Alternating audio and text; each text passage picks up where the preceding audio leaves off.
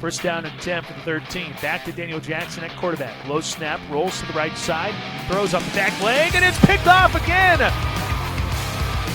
It's Nolan Ewing who trots down the far sideline, dives to the end zone. It's a touchdown. Nolan Ewing, his third pick of the day, goes for 6 points. Jack Mullen under center in flex zone. Has the snap, 3-step drop, lobs it up, left side, Kevin Green, back in the end zone. He has it! Touchdown, Falcons! Arnold under center out of the flex zone. Gives out the Zach Dressler, who's here on the near side, to the 30, makes a cut in the middle to the 15, to the 10, stumbling inside the 5, and he's headed to the end zone for a Falcon touchdown.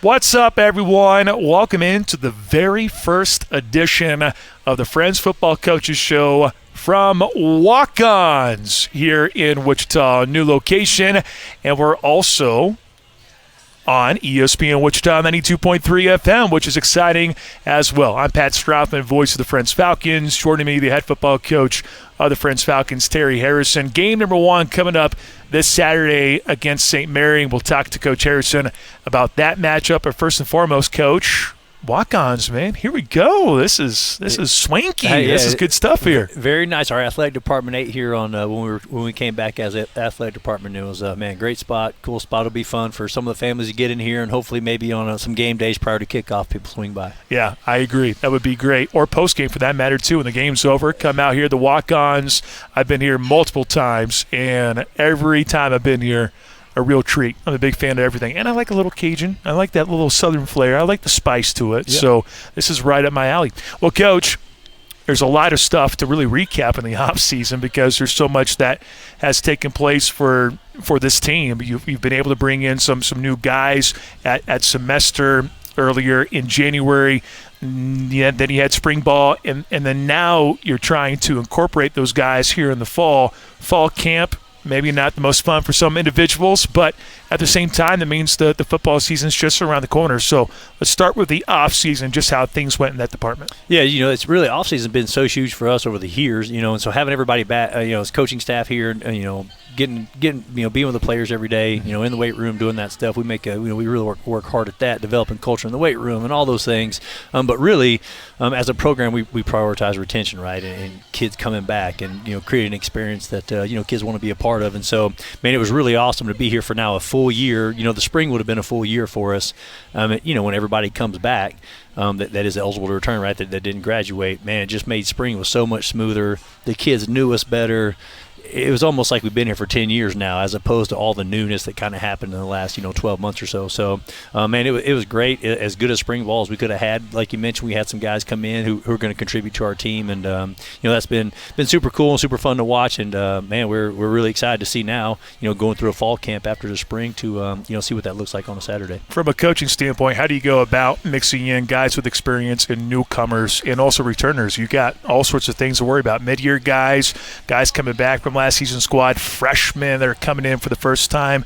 I can imagine that's a lot to juggle at once. Yeah, it's a lot, and it's just it's just stressful, right? It's stressful for everyone. It's stressful as coaches when you get new families in. When you're talking about a freshman who's joining our program, that it's their first time doing this, and so all the anxiety that comes along with that, and joining a new program, and so we're very fortunate. I think.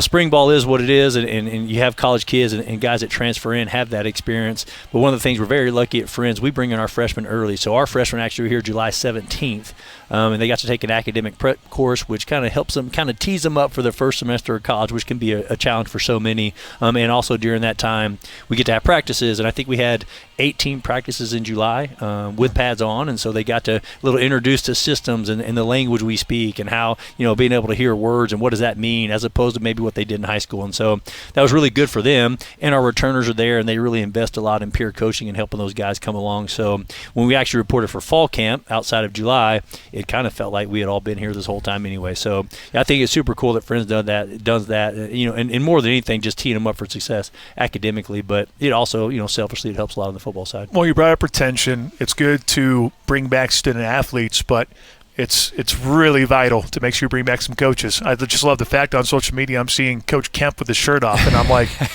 okay, well, apparently he's in midseason form. He's ready to rock and roll. So you're able to retain, some of those guys, retain some of those guys. So how crucial is that to bring back some of these coaches as well? Yeah, it's just good for everybody. It's good for all of us to we've been around each other for so long, and all of our GAs are back. We actually added a graduate assistant in the spring that played for us at Bethel, and Tanner Galliard. And so just being familiar with each other and how we operate it's been huge. And like you mentioned, we Coach Kemp's ready to rock. You know what I mean? But I think that helps a ton. It does. It just that level of comfort. It is hard. Change is hard. Last year was hard with change and all that good stuff. And so when you have continuity on the coaching staff, and then you have the returning players at the level we do, it just helps. It helps everybody out. And honestly, I think it makes it a less stressful environment for new players because they can lean on these returners for advice on, hey, or do these guys mean what they say? Are they genuine? All those things, and they're able to get some support from those guys. And I think that makes a world of difference when you're trying to build something that's much more than football. Terry Harrison, head football coach of the Friends Falcons, here on the Friends Football Coaches Show at Walk-Ons here in Wichita. So last year was year number 1, and you saw some steps taken, but for sure some stuff that could be improved upon. In year number 1, what did you learn most about your first year being in Wichita? Because as you brought it up, you had guys return, so it's not like it was your first year as a head coaching job. It's such a weird thing when you ask someone, hey, year 1 to year 2, like from a first year head coach to year number 2, there's probably leaps and bounds that you make, but in your position, not like you haven't been doing this before. So what was learned in year number 1 that you can take in the year number 2? Yeah, I mean, I think it's everything. It's no two jobs are the same. No two institutions are the same. And so wherever you've been before, in any job you take, it can be the same role in a new place. And when you get somewhere different, there's just things operate a little differently. And so, on my end, you ask kids to adapt all the time. And you ask kids to adjust, And so even on our end, we had to learn, how does Friends operate, weekly, daily, all those things. And so just me being more comfortable at Friends and understanding how that works, now that having been there for a year has been huge. And then, like you mentioned, it was a great year. We had a lot of success, and so you arguably should have won some more games, right? And we were in the fight, and I think, I'm really proud of that. As frustrating to be, after having after won a couple championships, to feel like struggling, having to battle and claw to win 4 games. It was awesome because, like I told you last year, we were at this time, we're like, hey, we need to go through some hard times together. And, well, be careful what you ask for sometimes, right? You get it. But I did think it kind of just it helped create this culture of our team and those guys knowing we do care about them, and we value them as people more than winning or losing a football game. And so I think it just solidified the team culture that we're trying to create. We did get to learn those hard lessons, and then what you hope is when you do that, even though it was a great year, so proud of it. I mean, we had so much fought through so much adversity, but then you hope that is going to pay off this fall when you have so much of that experience returning. Well, one of the changes to the conference, you bring in a brand new conference member in Evangel, the Valor, and here they are being thrown into the same division as you. That's right, divisions. We're talking division football in the KCAC, a Kessinger division and an Bissell division. Let's start with that before we kind of dive into the nuts and bolts of this year's team.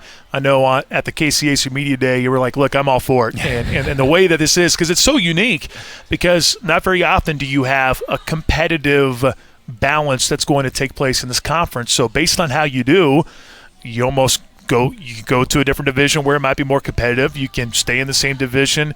It's so unique, and I love that approach by the KCAC, kind of being different, the first of its kind in the NAIA. So your thoughts on being placed in the Kessinger division? Certainly looks tough on paper, but when you look at it from an overall standpoint, your opinion on the divisions here in the KCAC and the new addition in Evangel? Yeah, they knocked it out of the park, I think, with the divisions. And, there's other conferences that have divisions, but they're not going to realign every couple of years. And all the feedback we've gotten from people across the country is like, I think that the KCAC made a great move in that regard. And you got to start somewhere. So I think the divisions were based on after 2 years. Last year didn't even factor into it. So last year will factor into our next division alignment. So, you take what you get, and where we're at. Look, if we, you play who's in front of you, and for us, like, it sounds so coach speak, but the reality is, if you can't win your division, you probably aren't a playoff team that year anyway. So that's kind of the way we're going to approach it. And so it is kind of nice you do get that lead in that first half of the season, and then there's a mandatory bye week in between there, and then you get to make a run at your division and kind of see where you're at. So I think it's I think it's awesome. I'm excited about it. It's going to be very cool to see what that looks like over time. And for us, especially speaking, like when we're trying to build something long term here that we can all be proud of.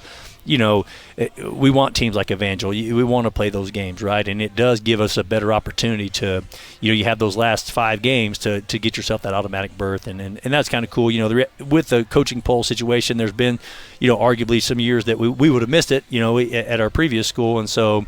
You wonder how and why and all those things. So when you get the 2 automatics, it's awesome, and it does give you the playoff field expanding to 20. Yeah. Gives you an even better shot at maybe getting a third team in. And so I'm just excited about that and excited about our division. You mentioned Evangel joining. I think they were 8-3 in the Heart last year, which is good. I mean, very good, a good conference nationally speaking. And so it's gonna help us put our best foot forward. We've always tried to play. We can't play out of conference games, but over the last 4 and 5 years, we've always sought out really really competitive games. Because it does push your team forward, and it helps you get better, and getting into playoff games helps with that. Playing non-conference games helps with that, and so while we've seen it as a staff, this is going to help us see it as a program, and it can only benefit us. Well, Coach, you got a lot of talent back. Listening to you on on the KCAC Media Day, I'll never forget. Like I was looking at the screen, I'm like 21 of 22 starters back. That's a great place to start. Yeah, fantastic. And arguably, you could say 20. I mean, I don't know. Depending on how how it is. Different weeks, there's different guys that play. I mean, some guys got injured, so you throw them into the lineup, and they got the experience. We're in the I don't know, but we'd be in the number of 30-something kids who play legitimate college football snaps, and so which is good. That's what you want, right? You want guys that understand what it feels like. We've taken so much pride in a JV schedule. It allows your younger guys to learn through that developmental process as opposed getting thrown in the fire. Which reality is we had to do that last year. We had a lot of young guys that just had to go learn on the fly, and it makes for some challenging games. And so some of the games we would have struggled we were playing a team full of juniors and seniors with a bunch of younger guys. And so I think it's awesome the guys are returning, and I hope it speaks to the experience they get at Friends, and kids choose to come back, and they can kind of see where this thing is headed. Well, I guess we go position by position. I don't know if we're going to have enough time. We'll figure it out on the go here because we're already halfway through this thing, which is rather exciting. But when you take a look at most positions, you take a look at quarterback. Last year you had a couple different guys play that role. This year you got Cavante Baker, who is there. Last year was on campus, practicing, watching a little bit of film. I'm going, scout team does not look like fun. I would not want to be the defenses going up against that. Certainly, a thing or two about Cavante, and for him to be ready to rock and roll. How well has he progressed in fall camp to this point? He's done such a great job, and he's just a fun person to be around. Great teammate, extremely talented. Was very fortunate to coach him in high school, and obviously coming back into Wichita, and it's one of the draws to be here is you are connected to some local players like that still have the ability to play number one, and then there's a need for those guys to get degrees and then stay in this Wichita area and become leaders in the community. And so Cavante, he's going to be one of those guys, and certainly as talented as an athlete as I've ever seen on any sport he's ever played. And so it'll be fun to watch him play. He's so dynamic and looks awesome. Right now had a great spring ball. Was here in the fall. Was a great teammate, and so really he's been fun. I've known him since he was 13 or 14, however old he was when I met him, and so to see him grow,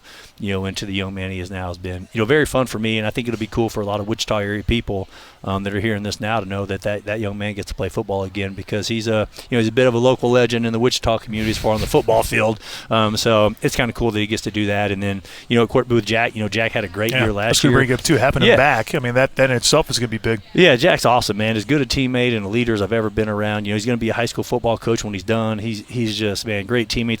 Those two, they're awesome teammates to each other. They coach each other up, and so that duo, while they're very different athletically and they have a different skill set, they'll complement each other really well. And if in either one of them, we feel confident going in and winning football games with those guys. So it should be a lot of fun to watch those. Offensive line wise, you bring a lot back. You have Stephen Acosta back, Noah Redcorn back as well, Kenyon Visual back as well. You have Dalton Phillips, you have Dylan Phillips. Got a lot back. Let's be real. But then you sprinkle in some guys, Keegan Martin, who is a household name. Anyone that has followed the KCAC knows what he's about. One of the all-time great offensive lineman. I would put it up there in the KCAC, and to see him in red's going to be exciting. And then Kyrie Watkins, I know, is a guy that you're very high on. Mm-hmm. Yeah. Keegan, I think, is the only, to my understanding, is the only player of the week. KCAC player of the week is an Still offensive love that, lineman by the way. in As history. a former offensive lineman, I absolutely love it. Yeah, and deservingly so. He's a great player, and more than that, he's an awesome dude. I mean, he fits right in with those guys. He's come in and not miss a beat, and so it can be scary when you bring in a guy that with that many accolades. Like, how's that guy going to gel? But he jumped right in. And my understanding is he's the guy taking him golfing all the time, and I'm pretty sure he's horrible. I want to put that on ESPN radio right now because I know he'll listen to this. But I know they play a lot, so he's persistent. You know what I mean? And so that's been cool to see that. Kyrie was a guy that transferred over from Bethel with us. Was a defensive lineman there, but played offensive line in high school, and so him. He'll be a force to be reckoned with. And we have another man, Kel Stroud, who transferred. He's a Chapman High School kid who played at South Dakota, and just known him a long time, recruited him out of high school, and he kind of went through that experience and wanted to play a little bit closer to home so his parents could watch him. So those are the additions, and then everyone else's return. Noah had such an awesome year last year. Steven's a 4-year starter or something like that. Dill and Dalton, those Phillips twins, have played a lot of football. Ricky's back, who's an offensive lineman. We have a ton of experience at the offensive line. Likely going to play a lot of those guys and let them kind of rotate in, rotate out. That's a hard position to play, and to stay healthy over the course of the season can be tough as an O-lineman. And so those guys are all going to get action. And we didn't even mention Cameron Summer probably had the better spring. He's a guy who got injured last year playing JV ball. But, man, it is really, truly as deep an offensive lineman as I've been fortunate to coach. And so it makes for exciting times, but also, like, those guys have to, have a little bit of self-denial and understand that when you want to be a talented team in a talented room like that, it's the way it goes. And so they've done a really good job. Your flex guys, just, I guess, ball carriers, I'll just loop them all together, although I do want to have Zach Dressler kind of stand out on his own because that guy just signs up for a million car crashes, I feel like, every single day. But you also got Lakin Clouders back as well, Caden Rigsby, Jet Cheatham. You have some of these guys that saw playing time last year, and you mix in a little bit more flavor, because I know the one thing you and I were talking about was, hey, we probably need to get some more speed, and it seemed like you were able to go out there and adjust that a little bit with those flex guys. Yeah, for sure. KK was a stud last year, but he was a freshman who's he played high school football at one of the best programs in the state of Texas, but it's still college football, and he had to learn a lot on the fly. Was an absolute warrior and a stud, and it was fun to see him now. He was banged up a little bit last year, so him healthy now looks like a totally different player. Jet's been here. He's been at Friends a long time.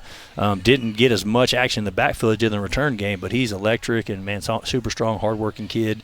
And then you just mentioned, Dressler, who was leading rusher in the conference, I believe, and then in Lakin, we're going to move him into that position as well. That 1-2 duo, it will be as good of a 1-2 duo as we've ever had, and we've had some pretty good players playing that position, so should be exciting to watch them. And then we added in the spring Elias Pino and Kieran Hadnot, who are a Texas A&M Commerce transfer, and a Berlin transfer, and Elias, and so kids we recruit out of high school that through the process have reached back out to us, and when you hear friends and see friends, it's kind of changes the game as far as them wanting to get this experience. And so those guys have been here in the spring, so now it feels like they've been here this whole time. But we should be pretty dynamic in the backfield, and it should be fun to watch. And receiver-wise, KG back, Kevin Green, Caden Lee, Austin Pratt, who you saw at the tail end of last year. You started to see that spark a little bit, and I know you're excited about Clyde Slider III as well, so some good wide receivers in that market. Yeah, awesome. We had another young man, mentioned all those names, all were absolute studs and played so hard last year and did a fantastic job. And, and we really struggled. We struggled protecting the quarterback last year a little bit, throwing the ball, and those guys really, we just didn't get the ball to them as much as we normally would. And so it'll be fun this year to see, what that looks like. But more than that, just awesome kids who want to win, and they do a fantastic job. Very excited. Claude Slaughter's had probably the best camp as a freshman, of any positions we've had. Big, long target, so it'll be fun. I think he'll be noticeable when you see him out there, kid out of Atascocita, Texas. And then we also had Dalton Beeler, who did a great job. He was a transfer out of Concordia, Chicago in the spring. And so just all good kids are doing a fantastic job, and they're getting coached by Tanner Galliard, who was a probably can show him a thing or two about blocking. Yeah, exactly right. That's the one thing I remember about Tanner. Yeah, he's at Bethel. Very physical dude, and then, obviously some of the stuff he did in the passing game, being able to break tackles and score touchdowns. He was just an undeniable player for a long time. And so when you add that dynamic, it should change the game for that group of guys. Terry Harrison, our guest here on the Friends Football Coaches Show at Walk-Ons. Flipping over to the defense. Well, I don't know where to start. I guess I'll start with the defensive backs because it's hard not to gravitate toward that because you have so much talent coming back in that department. Braden Gordon made some strides last year. Sia Ponte, you have Nolan Ewing, who's back for his 18th year, which is good. I'm glad that no one's going to be back for another year. That's exciting. Jacoby Smith saw some action last year. You got Mason White. I know Trey Palmer, when you add in an All-American, a guy who is as electric as they come, to throw him into that mix of what I already thought was a pretty good group of defensive backs. Now you throw in Trey Palmer, it's like, man, you're going to have some versatility in the back seven with those guys. Yeah, same deal. You know, Trey, same thing, played for us, graduated, and he's able to do grad school here at Friends, and so he's able to be eligible immediately. But I think he's got like 7 or 8 or 9 All-American awards between track and football. Likely last year should have been Defensive Player of the Year, but, you know, it just was, his name wasn't on the board. So, you know, that was definitely a topic of conversation in the conference. But, you know, I think he's had, I don't know, 30-something picks in his career, and, you know, he's just one of those guys that he's made his mark on this conference. And so him, more than that, he's just an awesome kid, you know, beautiful smile, charismatic, fun kid, just excellent locker room guy. So he is fit right in with those guys. And, again, it feels like he's been here forever this whole time. And so I'm sure it helps a lot because he played for us and he knows how we operate. But, you know, he's been awesome. And just it's one thing for me to try to coach a DB or coach Mace or whoever, but, I mean, he's done it, you know, and he can peer coach those guys and give them some tips along the way. You know, Cy had a great year, so did BG. But it's way different when you have a guy like that with experience who can kind of give you some, you know, tools of the trade. And so, you know, like you mentioned, Mason White, a Shrine Bowler out of Andover Central, I'm excited about him. And then, you know, across the board, it's really all seniors plus Cy will be starting. And then Mason White will be able to come fill some roles. And we have, you know, 2 DBs, especially Kamari Geddes out of Derby, who, man, great man skills. And so he played for the Wichita Wheat 7-on-7. And so, you know, adding him to the defensive backfield will be, you know, be pretty cool on some of the packages we do. Linebacker-wise, I know you got Peyton Douglas back. That's probably the biggest name to really bring up, but it's a group that shows promise here for 2023. Yeah, Peyton Douglas, kid out of Mill Valley, who's done nothing but won state championships. He'll be a sophomore. He's one of those other freshmen that had to learn on the fly. And then the rest of our guys, you know, Pierre's been there this whole time. You know, all those guys have done a fantastic job. So Shamarius is back. You know, probably the biggest change will be Andrew Arnold, who started some games at quarterback. Yeah. We moved him over in the spring, and, man, it looks like it's where he belonged, you know, and he's really stood out. And so he's really worked hard in the weight room. His body looks very different than it did last year. And so I'm really excited to watch him, especially knowing his backstory. Hey, he started games at quarterback for us last year, so that should be pretty cool to see. And then up front, you know, defensive line-wise, Ethan Grimmett back, Jonah Reynolds, Marco Torres, Demario Sims on this list. You got quite a bit of guys up there up front as well. Yeah, Demario's a transfer that was with us in the spring, done a fantastic job. You know, really excited about Marco. Marco's kind of found a home last year. We bounced him around a little bit, weren't quite sure where to put him, and then, man, we've put him down at defensive end, and he's just absolutely disruptive, high motor. You know, had a great spring, and this camp has been extremely hard to block. So, man, we anticipate we're going to be able to get back in that tops of the country in tackles for loss and sacks. And when we do that, you know, we've tended to have some pretty good years.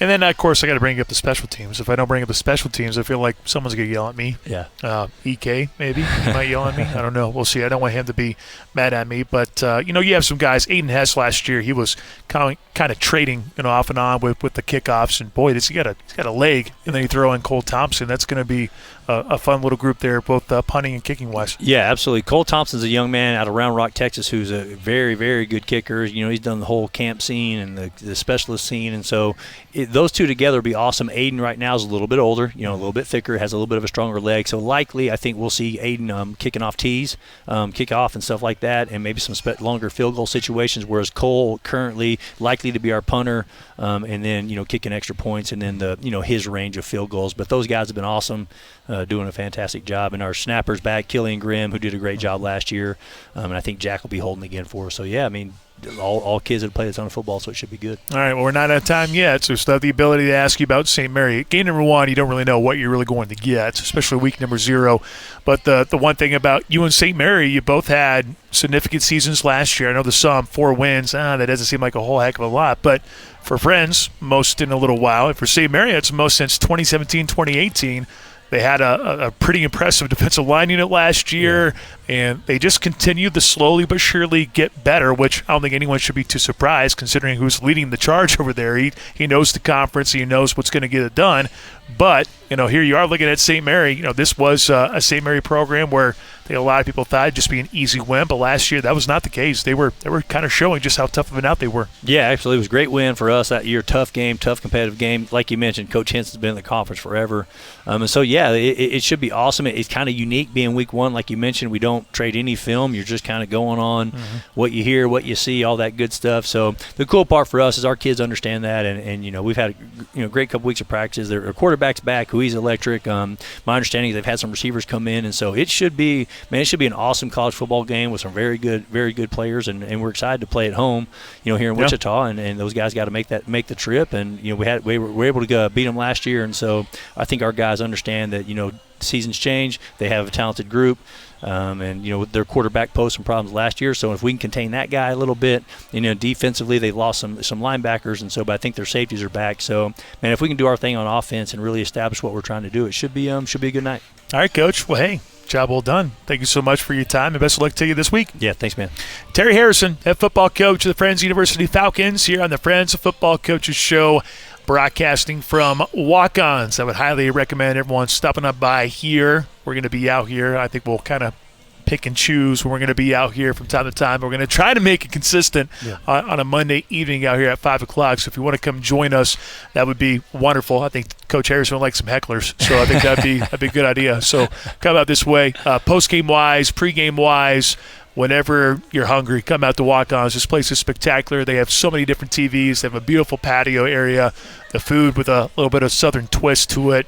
It's fantastic food. So come on out to Walk-Ons. So happy to be out here at Walk-Ons for the Friends Football Coaches Show. Now, St. Mary, Friends, kicking off at 6 o'clock from Adair Austin Stadium. Make sure to come out and support the Friends Falcons here this weekend. On behalf of Coach Harrison, I'm Pat Strathman saying so long for Walk-Ons. We'll see you again next week here for the Friends Football Coaches Show.